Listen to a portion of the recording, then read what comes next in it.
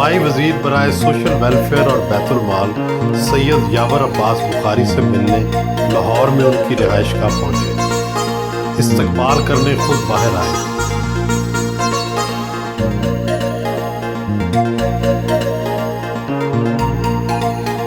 آپ کا تعلق اٹک کے مشہور خاندان سادات کامرا سے ہے۔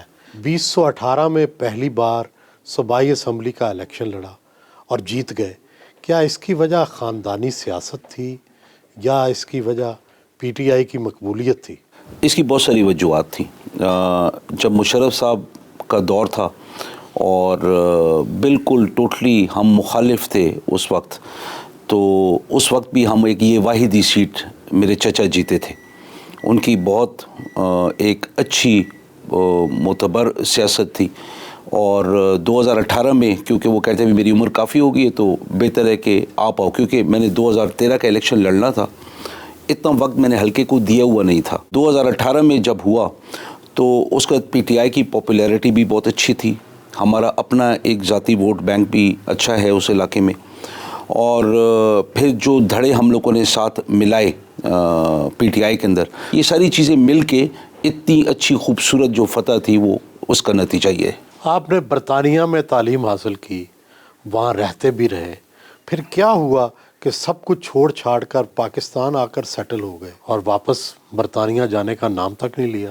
مین وجہ یہ تھی کہ جب میں نے تعلیم مکمل کی تو یہ سوچ تھی کہ پاکستان کے ساتھ ہمارا لنک ختم ہو جائے گا، تو ایک وہ وجہ تھی کہ بھائیوں کے ساتھ بیٹھ کے، میری بچی چھوٹی تھی، وہ اسکول گوئنگ نہیں تھی اس کا، اور ان کے بچے اسکول جا رہے تھے، اور پھر اپنے علاقے میں بھی ہم کچھ کرنا چاہ رہے تھے کہ ہم کوئی کام ایسا کریں کہ اپنے علاقے میں لوگوں کو فائدہ ہو۔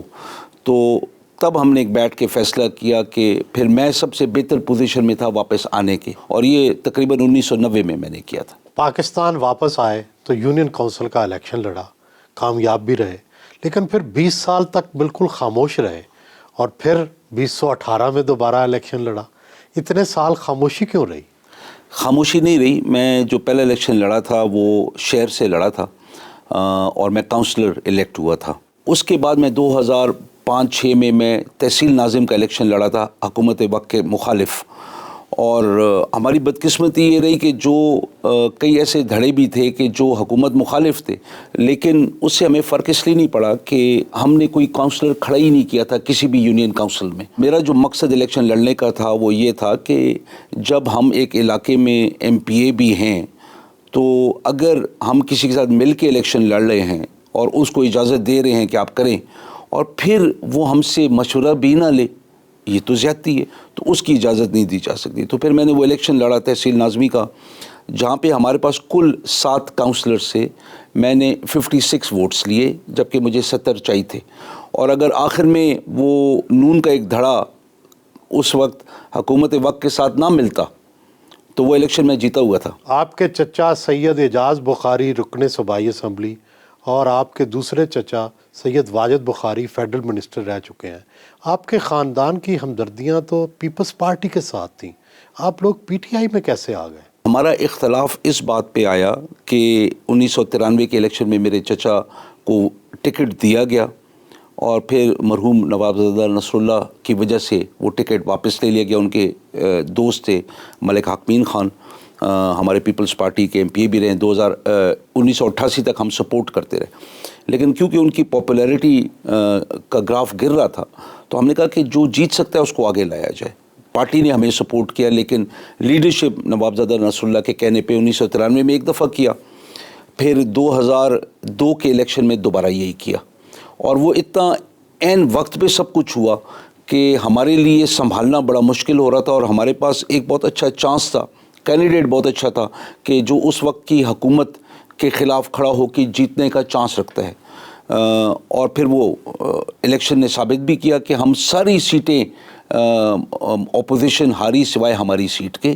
ہم نے اس کے بعد ہم نے کہا اگر یہی حالت ہے اور ہماری عزت اس لحاظ سے نہیں کی جاتی جیسے کرنی چاہیے، تو ہم نے پارٹی سے خدا حافظ اختیار کیا، اور ہم نے پھر فیصلہ کیا کہ کوئی ایسی پارٹی ہو کہ جو ایک تو جس کی زیادہ جان پہچان نہیں ہو، جس کی زیادہ ریپریزنٹیشن آن دا گراؤنڈ نہ ہو۔ ہمارا ایک گروپ بنا جس کے اندر ہم لوگ کوئی 8 وہ بندے اکٹھے ہوئے کہ جو کسی نہ کسی وقت پہ MPA MNA ڈسٹرکٹ کاؤنسل میں ضلع کاؤنسل میں نمایاں رہے. تو ہم لوگوں نے جا کے خان صاحب کے ساتھ بات کی اور پھر بیٹھ کے ہم لوگوں نے PTI جوائن کی.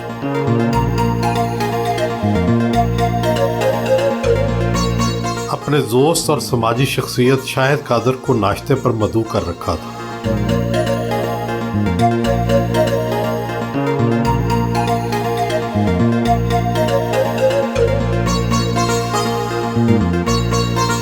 آپ کے والد فوج میں رہے. آپ کے خاندان کے بہت سارے افراد کا تعلق اب بھی فوج سے ہے. آپ نے سیاست کا شعبہ اپنایا. سیاست اور فوج کا تو تضاد ہے. میرا پہلا پیشن فوج ہے. میں فوج میں جانا چاہتا تھا. میں نے بہت خواہش کا اظہار کیا. میں نے اپلائی کرنے کی بھی کوشش کی. میرے بڑے بھائی اس وقت فوج میں تھے. تو والد صاحب نے جو بات مجھے کہی کہ فوج کو ہر نسل میں سے ایک بیٹا میں نے دینا ہے، وہ میرا وعدہ ہے. تو میں نے دے دیا. والد صاحب نے انکار کیا. انہوں نے کہا ڈاکٹر ہی بنو گے. اتنے لائق نہیں تھے کہ ڈاکٹر بنتے. تو اور پھر آپ سیاست میں اس لیے آئے کہ جب تعلیم مکمل کی، اپنا یہاں پہ کاروبار شروع کیا، کیونکہ ہماری فیملی ایک سوشل ویلفیئر کے کاموں سے تعلق رکھتی ہے. تو پھر ہم نے 1982 میں چچا نے پہلا الیکشن لڑا. تو خدا کے فضل و کرم سے سیاست میں ہم جیتتے بھی رہے، لیکن بدقسمتی سے ہر دفعہ ہم اپوزیشن میں ہی رہے، ہماری پارٹی جو بھی تھی.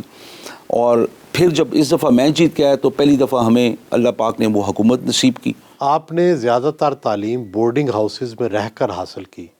برن ہال میں رہے، بیرون ملک تعلیم حاصل کی. تو کیا بورڈنگ ہاؤس کے جو بچے ہیں وہ عام جو ڈے اسکالر بچے ہیں ان سے ڈیفرنٹ ہوتے ہیں؟ جی ڈیفرنٹ ہوتے ہیں. وہ کیونکہ آپس میں ایک ٹیم ورک بنتا ہے، اور وہ جو رشتے بنتے ہیں وہ کئی دفعہ آپ کے خاندان سے زیادہ قریبی رشتے ہوتے ہیں، خونی رشتوں سے. ہم لوگ 6 سال کے تھے جب گئے، اور ہم 16 سال کے 17 سال کے ہو کے ہم لوگ باہر آئے وہاں سے گریجویٹ کر کے.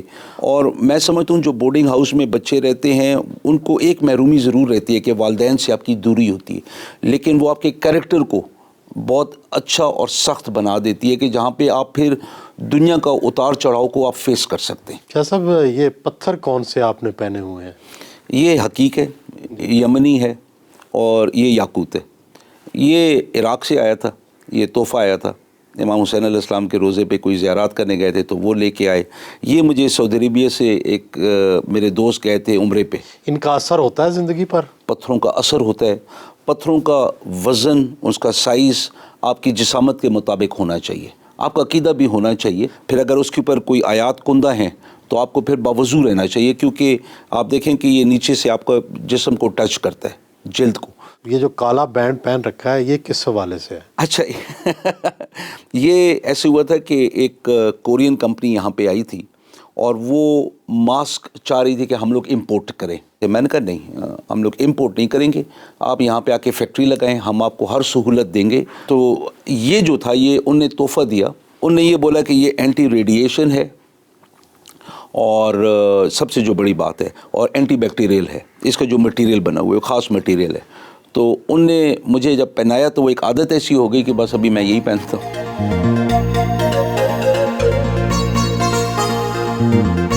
گھر سے روانہ ہوئے.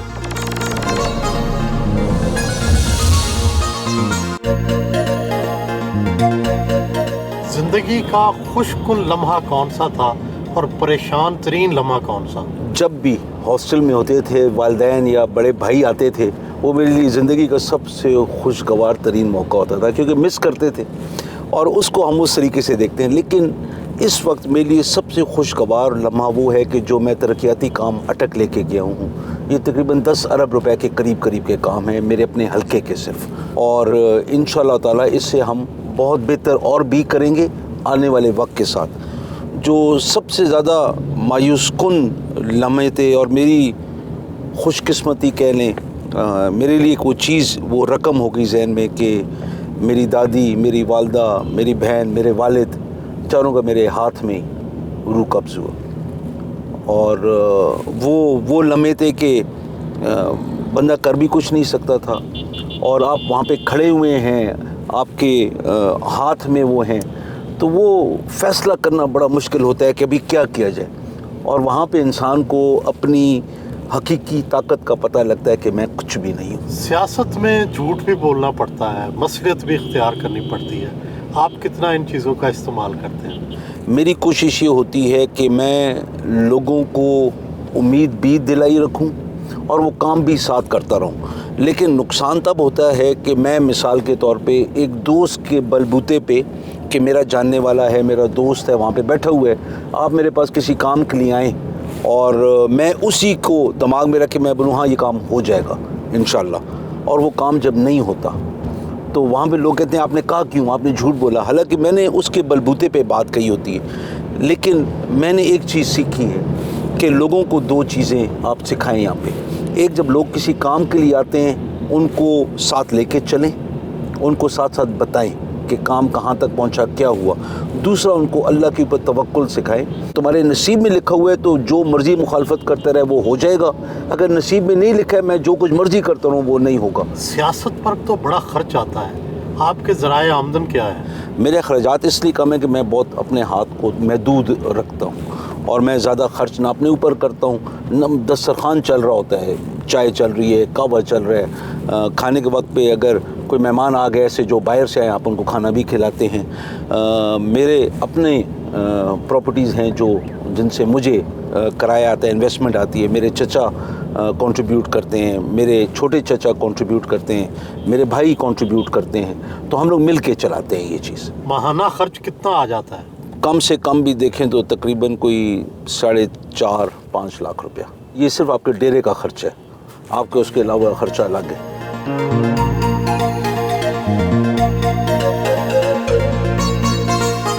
بیت المال کے ہیڈ آفس پہنچے، اپنے دفتر میں آئے، دفتری امور نپٹائے،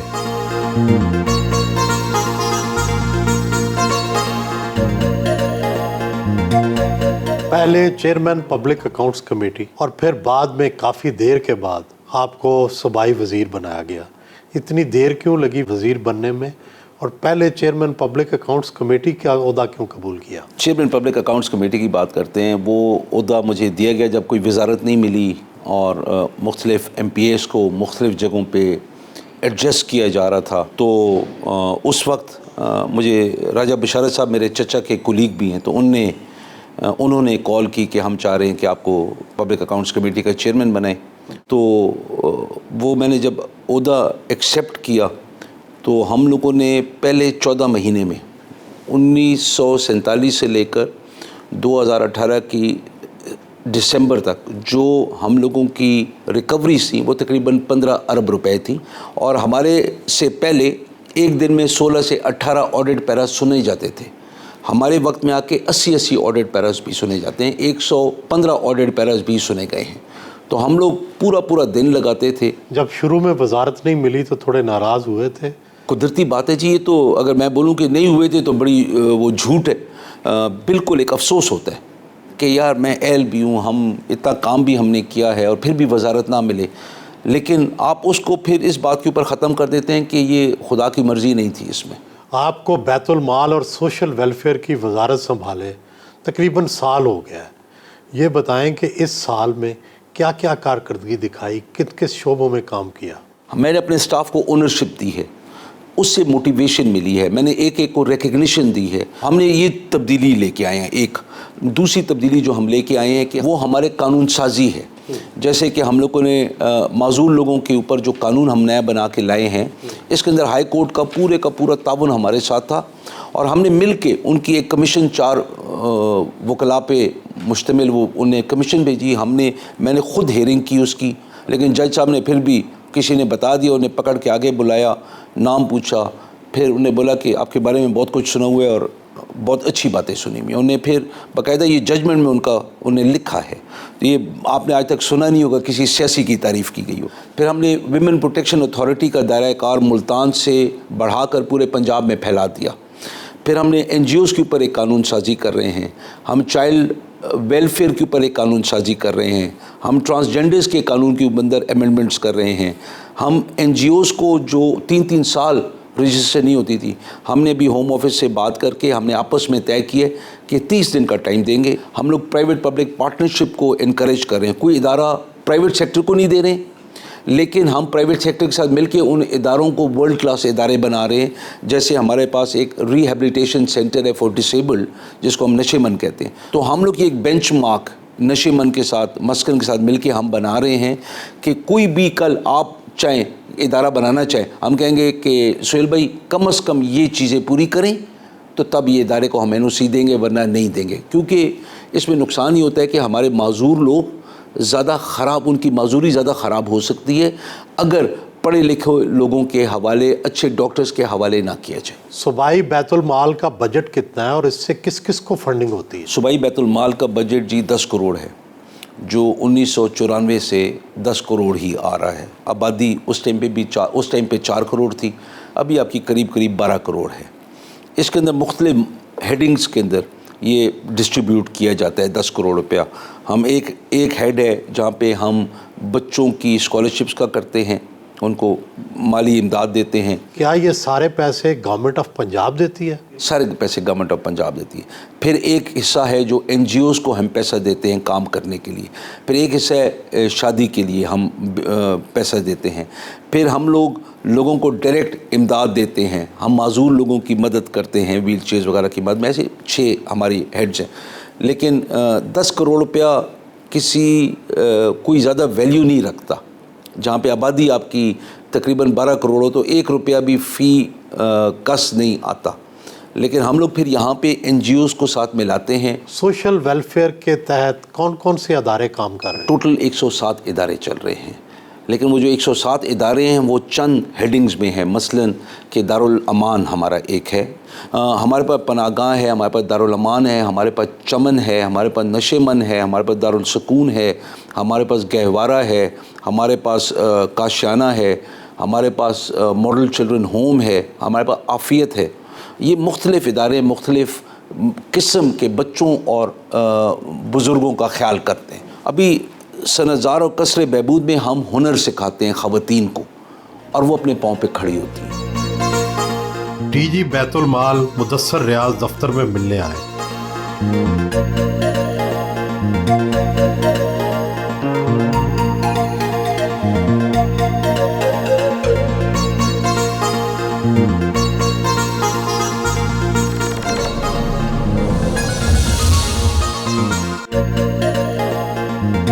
इससे लतीफ़ भी इंसान की ज़िंदगी का हिस्सा है। आपने इस दौरे जवानी भी देखा, क्या चीज़ सबसे खूबसूरत लगी निस्वानी हुस्न में? मेरी बीवी ने मुझे मार दिया। मुझे सबसे ज़्यादा चीज़ जो खूबसूरत लगती है वो इंसान की शख्सियत। ज़रूरी नहीं पढ़े लिखे हो, लेकिन इंटेलिजेंस होनी बहुत ज़रूरी है कि, और उसके अंदर जो भी बात करे वो इस मुतबरी से करे कि उसको जैसे हर चीज़ का इल्म है। और ये जो खूबसूरती है ये आनी जानी है, ये आपको अट्रैक्ट तो ज़रूर करती है कुछ अरसे के लिए, लेकिन जो चीज़ अट्रैक्ट करती है वो किरदार करता है, किस तरीके से आप दुनिया के साथ पेश आते हैं। शादी लव मैरिज है या प्योरली अरेंज्ड है? सुहेल भाई, मेरी शादी उस वक्त हुई कि जब दादी बैठी होती थी, एक बेटे के घर बेटी पैदा हुई, दूसरे बेटे के घर बेटा पैदा हुआ, और उन्हें कह दिया कि इनकी शादी मैंने करनी है। ये शादी वो है। और कुदरती बात है कि जब बचपन से आपका नाम वो जोड़ दिया जाता है तो वो आप भी कहते हैं कि हाँ ठीक है। तो ये चीज़ें वो होती हैं कि जो आप ख़ानदान की इज़्ज़त भी करते हैं और साथ चलते हैं। और मेरी शादी हुई भी बहुत कम उम्री में, कि मैंने अभी बस A लेवल्स किए थे और उसके बाद फ़ौरन शादी हो गई। आपकी एक कामयाब शादी का जो राज है वो ये है कि आप कोशिश करें कि स्पेस दे के रखें। ये नहीं होता है कि आपकी नाचाकी नहीं होती, आप बातें तो बड़ी फ़लसफ़ाना करते हैं, लेकिन जब वक्त आता है आपकी लड़ाई भी होती है, आपकी बहस भी होती है। घर में लड़ाई आपकी वजह से होती है? इसका जवाब ना लें। आपके पास वक्त नहीं होता। मैं लाहौर में रह के भी घर में अगर 12 बजे जा रहा हूँ तो वो ज़्यादती है, मैं कभी 2 बजे जा रहा हूँ, ये ज़्यादती है। और ये नहीं होता है कि कोई आप किसी पार्टीज़ में बैठे हैं, आप किसी न किसी करामत बंदे के पास बैठे हैं, आपकी वो PR बन रही होती है, तो आपकी कभी वो बंदा कोई आपको आके पकड़ लेता है, कभी आप किसी को पकड़ लेते हैं, और बैठ के खाना एक बहाना बन जाता है باہر اگر میں اپنے حلقے میں بھی ہوں تو باہر لوگوں کے ساتھ بہت دیر تک میں بیٹھا رہا. میری کوشش ہوتی ہے کہ کوئی میرے پاس آئے تو وہ اللہ کی رحمت ہے. آپ ایک ایک کو ڈیل کریں, ایک ایک کی بات سنیں, ان کی کوشش کریں, وہاں پہ آپ وہ مسائل حل کریں. تو لڑائی اس لیے ہوتی ہے کہ مجھے وقت نہیں دیا, تو اور وہ درست بھی ہے.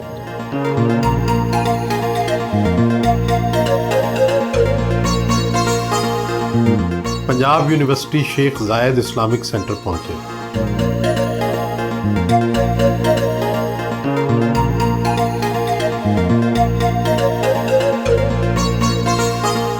جاوید اقبال شہید آڈیٹوریم پہنچے.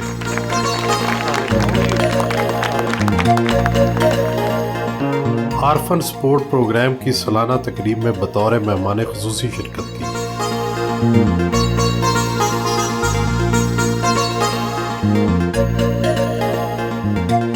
آپ کو کم از کم یہ چاہیے کہ یہ سیاسی پارٹیاں ہو گئیں, باقی وابستگیاں ہو گئیں, ان سے ہٹ کے اپنے بچوں کو بہترین پاکستانی بنائیں.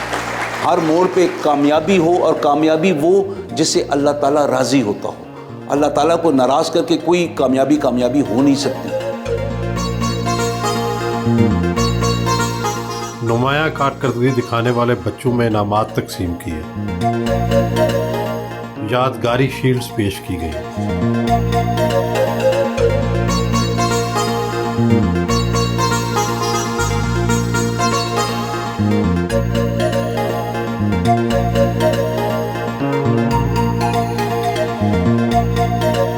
پرو vice chancellor Punjab university doctor Salim Mazhar سے ملنے ان کے دفتر پہنچے.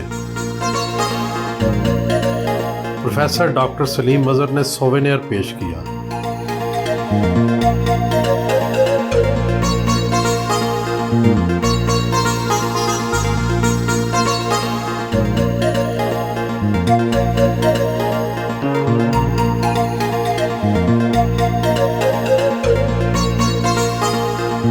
Tourism food and beverage college پہنچے. طلباء و طالبات نے پرتپاک استقبال کیا.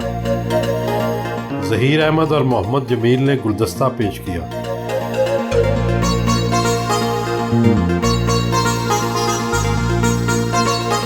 زیر تربیت اسٹوڈنٹس نے سوپ سرو کیا.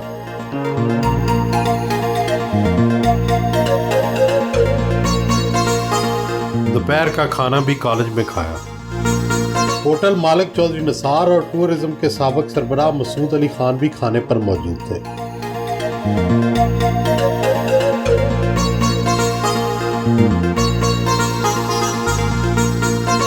سوشل ویلفیئر کے آفس میں نشیمن پہنچے.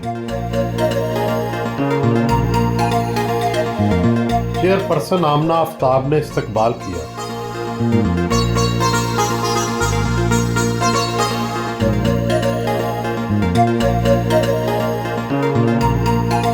نشیمن میں خصوصی افراد کو ہنرمند بنانے کے لیے ٹیکنیکل ایجوکیشن فراہم کی جاتی ہے.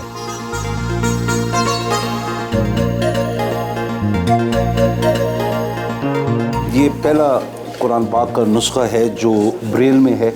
یہ یو ای سے امپورٹ کیا گیا ہے. یہ مسکن کی مدد سے یہاں پہ آیا ہے. یہ سیٹس یہاں پہ پڑے ہوئے ہیں. ایک کتاب کے اندر 5 سپارے ہیں, اور یہ 4 ہمارے پاس قرآن پاک موجود ہیں.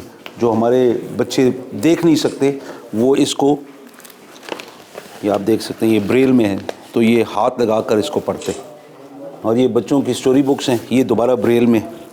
پھر یہ ایک مشین ہے جس کو پرکنز بریلر کہتے ہیں. یہ بچے ٹائپ کر کے جو بھی ٹائپ کریں گے وہ بریل میں وہ کاغذ کے اوپر وہ پرنٹ آؤٹ آئے گا.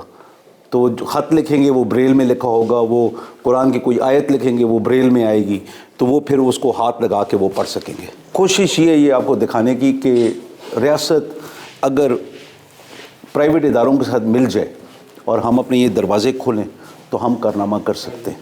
اور ان شاء اللہ تعالیٰ ہماری کوشش یہ نشے من کو مسکن کے ساتھ ملا کے کام کرنے کا کہ ہم پاکستان کو ایک نیا بینچ مارک دیں کہ کم از کم اس قسم کا ایک انسٹیٹیوٹ ہوگا تو ہم NOC بھی دیں گے, اجازت بھی دیں گے, تاکہ معذور بچوں کو زیادہ خراب نہ کیا جائے, ان کو ایک پائیدار انسان بنا کر معاشرے کا ایک یوزفل حصہ بنائیں.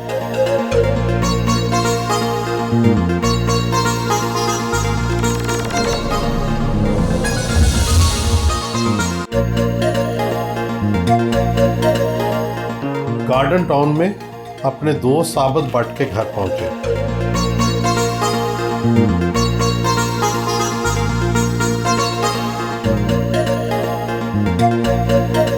आबद भट्ट के 100 साला वालिद से खुसूसी दुआ ली।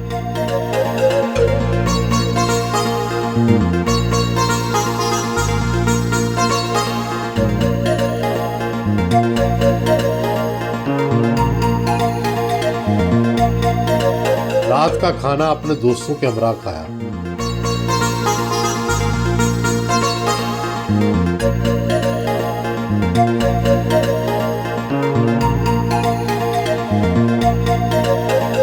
आपके कज़न सैयद जुल्फी बुखारी वज़ीर आज़म के बहुत करीब समझे जाते थे, मगर फिर क्या हुआ कि रिंग रोड स्कैंडल आ गया कि उनसे इस्तीफ़ा ले लिया गया।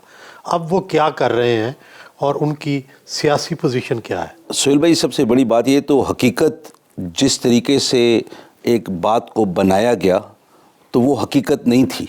अगर हकीकत होती तो कुछ तो सामने आता। देखिए, प्रॉब्लम क्या आता है कि रिंग रोड स्कैंडल है क्या? रिंग रोड स्कैंडल ये है कि भाई एक जुमला है उसके अंदर कि एक सियासी असर वसूख के बंदे ने रिंग रोड का वो अपने ख़ानदान को फ़ायदा पहुंचाने के लिए उसका रुख मोड़ा। अभी जिस ख़ानदान के बारे में बात की जा रही है वो जुल्फ़िकार ननिहाल है, संगजानी में रहते हैं और वो संगजानी के रईस हैं, आज से नहीं है, ये पुराने ज़माने से आ रहे हैं। और सबसे बड़ा उसके अंदर जो नाम है वो है डॉक्टर तौक़ीर शाह का, जो पिछले वज़ीर आला के प्रिंसिपल सेक्रेटरी भी रहे। अभी उनकी ज़मीनें इस तरीके से हैं कि आप मरगला रोड को कहीं से भी निकालेंगे, जो उसकी अलाइनमेंट है अगर वही रखेंगे तो उनकी ज़मीनों के बीच में से गुजरेगी, वो इधर उधर से जा नहीं सकती। फिर क्या असर रसूख इस्तेमाल हुआ, ये मैं उनसे पूछना चाहता हूँ। फिर उसका कोई सबूत दे दें। और फिर जिसने इल्ज़ाम लगाया उनने तो आके माफ़ी मांगी घर पे। अभी ये प्रॉब्लम्स ऐसे हैं कि हम ओपनली कह भी नहीं सकते, नाम ले भी नहीं सकते, क्योंकि सियासी तौर पे नुकसान होता है। हम कहाँ पे जाएं, क्या करें, किससे बात करें? आज भी जुल्फ़ी वज़ीर आज़म साहब के उतने ही करीब हैं। हमारा ख़ानदान वज़ीर आज़म साहब के साथ कमिटेड ख़ानदान है। हम नज़रियाती तौर पे इमरान ख़ान साहब के साथ हैं, रहेंगे हमेशा। ज़माना बड़ा बेरहम है। आपकी भी एक ऑडियो आ गई जिसमें आप 5000 कनाल ज़मीन का सौदा कर रहे हैं टेलीफोन पर। क्या वाकई आजकल ज़मीनों की खरीदो फरोख्त कर रहे हैं? उसके अंदर एक दोस्त है कराची का, वो मुझे कहता है मेरे पास एक बंदा है जो वहाँ पे हाउसिंग सोसाइटी बनाना चाह रहा है या कोई इंडस्ट्रियल एरिया के लिए बात कर रहे थे। तो ये ऑडियो पुरानी है। उसके अंदर उसने कहा मुझे 5000 कनाल ज़मीन चाहिए। मेरे वहाँ पे दोस्त हैं जिनकी तकरीबन 8 या 10 हज़ार कनाल ज़मीन थी और वो बेचना चाह रहे थे। मेरे पास 100 दफ़ा लोग आएंगे अटक में ज़मीन के लिए, मैं बिल्कुल उनकी मदद करूँगा। फिर मेरे पास क्यों आए या मेरे जैसे किसी और के पास क्यों आते हैं एक इलाके में? वो इसलिए आते हैं कि उनको पता है असर रसूख वाले बंदे हैं, इनको 2 नंबरी वाली ज़मीन नहीं बेची जाएगी, एक ज़मीन जो बिकी हुई है वो नहीं बेची जाएगी, फ्रॉड नहीं किया जाएगा, क्योंकि ये असर रसूख वाले हैं तो लोग डर के एहतियात करेंगे। तो मैं कहता हूँ कि एक दफ़ा 100 दफ़ा मैं ये काम करूँगा, उसके अंदर से अगर मैं कमाई करूँ तो वो मेरे लिए हराम है, क्योंकि कॉन्फ्लिक्ट ऑफ इंटरेस्ट है। वो मैं कभी भी नहीं करूँगा, ना कभी किया है आज तक। कोई मुझे साबित कर दे, और ये नहीं कि सबूत नवाज शरीफ का नहीं मिला और उसका नहीं मिला तो हमारा भी नहीं मिलेगा। मैं अल्लाह को हाज़िर नाज़िर जान कहता हूँ, मैंने कभी ऐसा काम नहीं किया कि जिसके अंदर कल मुझे अपने नाना रसूलुल्लाह के सामने शर्मिंदगी उठानी पड़े। आपकी हुकूमत का सबसे बड़ा मसला महंगाई बनती जा रही है। क्या आप 2023 के इलेक्शन तक इस मामले से निपट लेंगे? देखिए, हुकूमत की ताकत में 2-3 चीज़ें थी। एक कि सब्सिडी दे रही है। चीनी बफजल खुदा कल लाहौर में 85 रुपए किलो पे थी, किसी ने कोई जिक्र नहीं किया। 120 पे गई, 125 पे गई, 140 पे गई तो लोगों ने चीखें मारी। हम लोग क्या कर रहे हैं, हमने इंसाफ राशन कार्ड इंट्रोड्यूस किया जिसके अंदर 20% से लेकर 28% तक हम रियायत दे रहे हैं। आपको 3200 रुपए के ऊपर आपको तकरीबन 1000 रुपए की आपको रियायत मिलेगी। तो ये वो शरह है कि जो आपकी इन्फ्लेशन है उसको हम उधर से काबू कर रहे हैं। फिर क्योंकि गुर्बत भी है महंगाई भी है, बेरोज़गारी भी है, और ये दुनिया का फिनोमेना है, दुनिया में ये काम हो रहा है। आप देखें कि जो किश्ती मिसाल के तौर पे एक चीज़ 200 रुपए में पाकिस्तान लाती थी, आज वो 1200 रुपए में लेके आ रही है। बरतानिया में 348% आपके बिजली के बिलों की नर्क बढ़े हैं। सिंगापुर में 2 बिजली के कारखाने जो LNG पे चलते थे बंद कर दिए क्योंकि अफोर्ड नहीं कर सकते, उनको नुकसान इतना ज़्यादा हो रहा था। यही चीज़ पाकिस्तान में भी हो रही है, लेकिन प्रॉब्लम कहाँ पे आ रहा है कि लोग जब सुनने के लिए तैयार ना हो, लोग कहते हैं कि चीनी बड़ी महंगी है। ठीक है, चीनी महंगी, चीनी इस्तेमाल करनी बंद करो, नुकसानदेह भी है। फिर जो चीनी को होर्डिंग करता है, जो उसकी ज़ख़ीरा अंदोज़ी करता है, हमें नाम बताएं, सामने आए, जिहाद करें ना इस चीज़ के ख़िलाफ़, क्योंकि ये पूरा एक माफिया है। ये पहली हुकूमत है कि जिसने शुगर माफिया के ख़िलाफ़, आटा माफिया के ख़िलाफ़, लैंड माफिया के ख़िलाफ़ एक इकट्ठा जिहाद किया है। राशन इंसाफ कार्ड, और फिर हम इसके बाद इंसाफ हेल्थ कार्ड जो 10 लाख रुपए की मालियत रखता है, हर ख़ानदान के सरबराह को देंगे। अगर एक घर के अंदर 4 बेटे और माँ बाप रहते हैं और वो चारों शादीशुदा हैं, तो वहाँ पे 5 राशन कार्ड जाएंगे, 5 हेल्थ कार्ड जाएंगे। गर्दिश ज़माना का तो कुछ पता नहीं होता।